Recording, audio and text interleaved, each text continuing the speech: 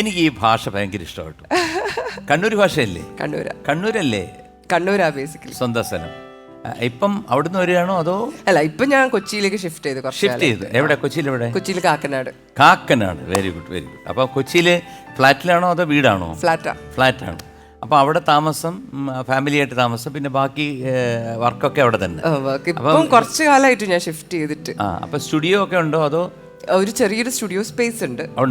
Completely studio ആയിട്ട് ഇങ്ങനെ ഇതാക്കിയിട്ടില്ല, മാറ്റിയിട്ടില്ല. പക്ഷെ എനിക്ക് വർക്ക് ചെയ്യാനുള്ള സ്പേസ് ഉണ്ട്. ഓക്കെ. ഇപ്പൊ ഈ കണ്ണൂർക്കാർക്കെല്ലാം ഭക്ഷണം ഭയങ്കര പ്രിയങ്കരമാണ്. എല്ലാവർക്കും ഭക്ഷണം പ്രിയങ്കരമാണ്. എന്നാലും കണ്ണൂർ എന്ന് പറയുമ്പോഴത്തേക്ക് കണ്ണൂർ, തലശ്ശേരി, എനിക്ക് തലശ്ശേരിയിലൊക്കെ ഒത്തിരി ഫ്രണ്ട്സ് ഉണ്ട്. കണ്ണൂരും ഉണ്ട്, ഒരുപാട് പേരുണ്ട്. അവിടുത്തെ ഫുഡ് ഭീകര ഫുഡാ. ഭീകരം എന്ന് പറഞ്ഞാൽ ഭയാനകം എന്നാണ്. അടിപൊളി ഭയങ്കരമായ ഫുഡ് അവിടുത്തെ ഭീകരം അല്ലേ? ശരി, എന്താണ് ഇഷ്ടം? അങ്ങനെയൊന്നുമില്ല, പക്ഷെ എനിക്ക് എല്ലാം ഇഷ്ടമാണ്. എനിക്ക് നല്ല ഉണക്ക ചെമ്മീൻ ചമ്മന്തി ഇഷ്ടമാണ്. പിന്നെ കല്ലുമ്മക്ക അവിടെ ഫേമസ് അല്ലേ? കല്ലുമ്മക്കായ പൊരിച്ചത് അടിപൊളിയാ. അത് വെച്ചിട്ട് അരിക്കടക്കാന്ന് സാധനം, അതൊക്കെ കഴിച്ചിട്ടുണ്ട്. പിന്നെ ഞാൻ കണ്ണൂർ സ്ഥിരമായിട്ട് വരും. എനിക്ക് കുറച്ച് റിലേറ്റീവ്സ് ഉണ്ട്. ആണോ? ഓ ശരി, കണ്ണൂരുണ്ടല്ലേ. സിബി, അതുപോലെ തന്നെ സിബിയുടെ ഫാമിലി, പിന്നെ ഒരുപാട് പേരുണ്ട്. സിജിയുടെ ഫാമിലി. ശരി, കണ്ണൂർ എവിടെയാ സ്ഥലം? പഴയങ്ങാടി. ഓ ശരി, കണ്ണൂർ കുറച്ചും കൂടി ദൂരെയാ തോന്നുന്നത്. അവര് സിറ്റിയിലും കുറെ പേരുണ്ട്, പഴയങ്ങാടിയിലും ഉണ്ട്. അപ്പൊ ഞങ്ങളൊക്കെ ഇടയ്ക്കിടയ്ക്ക് വരുമ്പോ അവിടെ പോകും. പിന്നെ എനിക്ക് തലശ്ശേരി വരും. അവിടത്തെ ഈ ഈവനിങ് പലഹാരങ്ങളാണ് മെയിൻലി. അതെ, ഭയങ്കര അടിപൊളിയാ. ചട്ടിപ്പത്തിരി, ഇറച്ചിപ്പത്തിരി, കണ്ടമാനം വെറൈറ്റീസ് ഓഫ് പലഹാരം ഉണ്ട്. ഭയങ്കര വെറൈറ്റി ആണ്. പിന്നെ ബിരിയാണി. ഞാൻ പറഞ്ഞല്ലോ നേരത്തെ, കുറച്ച് റിലേറ്റീവ്സ് ഉണ്ട്. അതിൽ നിസി എന്ന് പറഞ്ഞൊരു കുട്ടിയുണ്ട്. കാരണം ഭയങ്കര ഡിഗ്രി ഹോൾഡറൊക്കെയാണ്, പക്ഷെ അസലായിട്ട് ബിരിയാണി വെക്കും.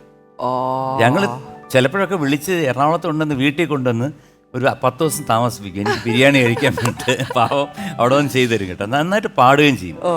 പിന്നെ ഞാൻ കേട്ടത് ഒരു കടുക്കച്ചി ബിരിയാണിയുടെ ഒരു പാട്ട്. കുടുക്കച്ചി. അവൻ ബിരിയാണി വെക്കുവോ? ഇല്ല. പിന്നെ എങ്ങനെയാണ് പാട്ടുണ്ടാക്കിയത്? ബിരിയാണി കഴിച്ച് ആസ്വദിച്ച് പാട്ടുണ്ട്. എന്നാ എന്താണ് കുടുക്കച്ചി ബിരിയാണി ഒന്ന് പോരട്ടെ, ഒരു 2 പ്ലേറ്റ് പോരട്ടെ. അതെ, 2 പ്ലേറ്റ്.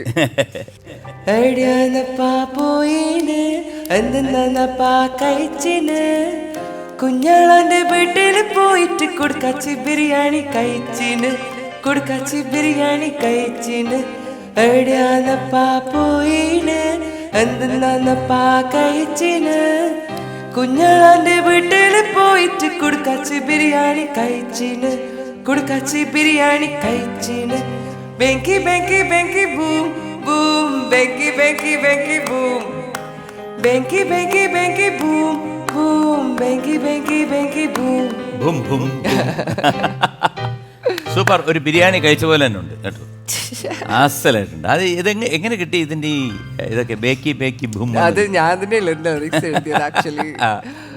ബേങ്കി ബൂം എന്ന് പറഞ്ഞ ആക്ച്വലി നമ്മളെ നാട്ടില് മറ്റേ പഴയ ബസ് സ്റ്റാൻഡ് അടുത്ത് പോകുമ്പോ എപ്പോഴും രാവിലെ ഈ പിന്നെ ഡ്രൈവേഴ്സും കണ്ടക്ടേഴ്സും ആൾക്കാർ കയറുന്നുണ്ടെങ്കിൽ അല്ലെങ്കിൽ ബൂ എന്ന് പറഞ്ഞുകൊണ്ടിരിക്കും. എവിടെ ഇറങ്ങുമ്പോ ബേങ്കി എന്ന് പറയും. അപ്പൊ ബേങ്കി എന്ന് പറഞ്ഞാൽ വേഗം ഇറങ്ങ്, കീ എന്ന് പറഞ്ഞാൽ ഇറങ്ങുന്നതാണ്. അപ്പൊ ഈ ബേങ്കി ബൂം എന്ന് പറഞ്ഞ ഈ ടേം ഇവിടെ ഒരു പ്ലേസ്മെന്റ് കൊടുക്കാന്ന് വിചാരിച്ച്. ഐഡിയ